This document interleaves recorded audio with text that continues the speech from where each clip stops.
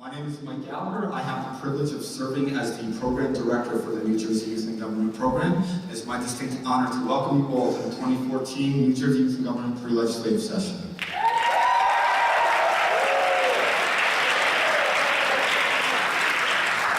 So, a few items while I stand up here lonely because I feel like I should be talking to 5 people, but there's no one to talk to. I'll talk to all of you. A few items real quick. Administratively, you all should have gotten a pre-leg YAG-MAG packet, so it's about an 8-page packet that also contains the schedule and all items that you will need over the course of today. So make sure you do please have that.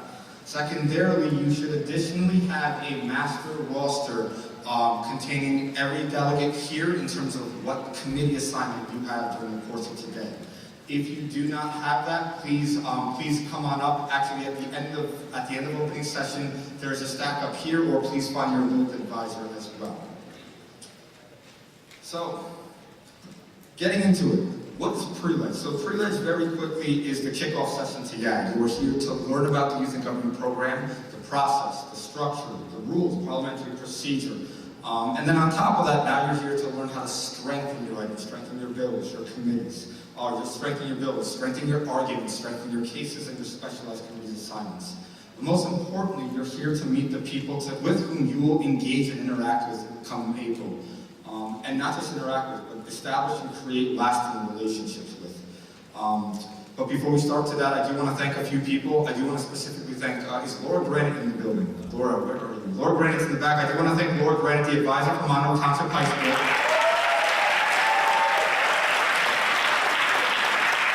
She made all this happen to ensure that we have such an amazing facility to use for pre-leg now and for the future. So thank you to her and as well as the administration here. I also do want to thank the program staff, all the officers, each of you, your delegation advisors, and then most importantly, our governor and lieutenant governor behind us, so you'll see who to speak to shortly. Now, before I kick it over to them and let pre-leg come to a start, I do want to give you 3 things to think about, and three tasks I will ask all of you to take part in today, and then going forward into conference, and then hopefully after conference.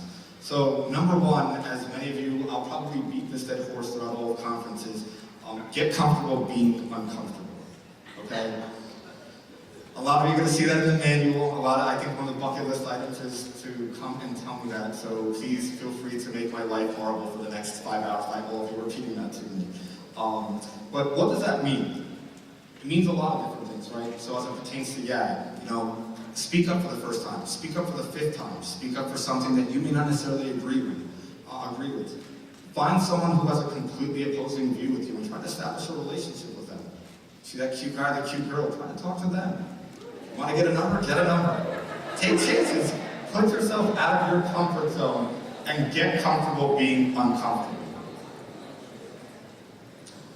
But why? Right? The only reason we do this is your personal growth, your professional growth, your academic growth comes only when you push yourself out of breaking habits and trying something new, trying something that you're not necessarily comfortable with. So that is my number 1, get comfortable being uncomfortable.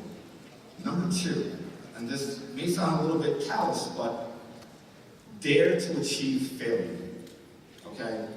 And I'm going to quote someone, and I'll tell you who at the end, but the quote, his lines go, "There are few things more liberating in this life than having your fears realized. It is our failure to achieve our perceived ideals that define us, mold us, make us unique. And if you accept your misfortunes and handle them right, your perceived failure can be the catalyst for perceived change." Very intelligent words from Conan O'Brien.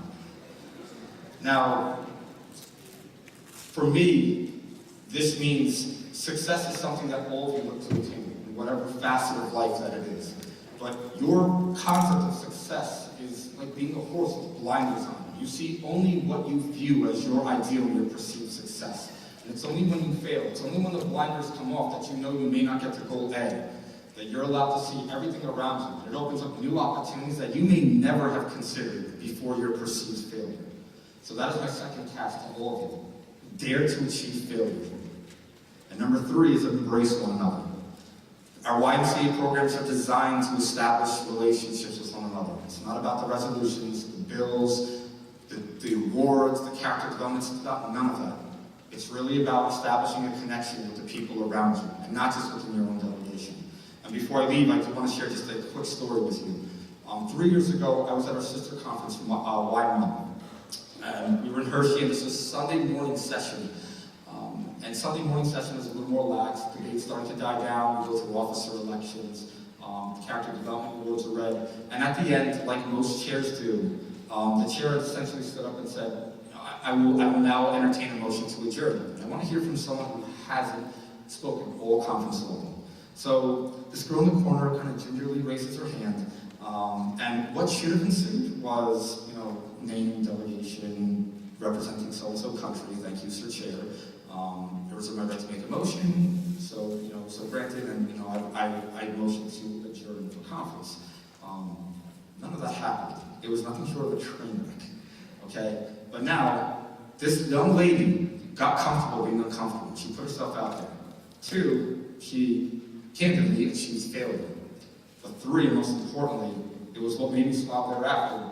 Everybody embraced her. It wasn't just the chair, it was the 6 people around her. And this girl buried her hands in her face, tried to sit down 6 or 7 times, and everybody kept getting her to stand up. And at the end, when she unburied her face from her hands, a big smile and said, you know what, it wasn't all that bad. And that's what I ask of all of you here. Get comfortable being uncomfortable, dare to fail, and embrace one another. So with that, those are my 3 challenges. I hope you embrace them throughout today, and I hope you take them into conference.